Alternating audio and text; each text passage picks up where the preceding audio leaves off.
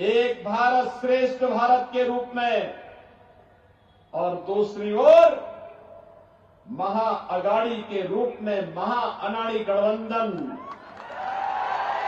ये महाअनाड़ी इसलिए है, न नीति है, न नियत है और न निर्णय लेने की सामर्थ्य ही। इनका नारा भी है सबका साथ, लेकिन परिवार का विकास। एकजुट होकर के कांग्रेस के उस खानदानी सामंती परिवार का विकास करना जो भारत के हित के बारे में कभी नहीं सोच पाया। याद करिए भारत के विभाजन की त्रासदी। बहनों और भाइयों, कांग्रेस का नेतृत्व 1947 में चाहता सत्ता की लोलुपता नहीं होती, भारत का विभाजन कभी नहीं होता, कभी नहीं होता। निर्दोष लाखों हिंदू नहीं काटे गए होते। अगर भारत एक होता, जो लोग कहते हैं कि मुस्लिम समस्या होती, समस्या तो उसी समय से है और समस्या होती तो अखंड भारत में वैसे निपट लेते जैसे आज निपट रहे हैं। लेकिन बहनों और भाइयों, सत्ता लोलुपता थी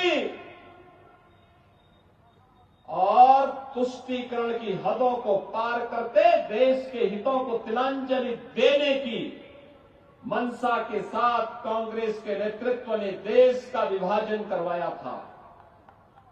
आजादी के बाद जाति, क्षेत्र, भाषा के आधार पर इस देश को बांटने का काम कांग्रेस करती रही। गणपति बप्पा की शोभा यात्रा पर कोई पथराव करे, ये बर्दाश्त नहीं हो सकता है, ये स्वीकार्य नहीं हो सकता है।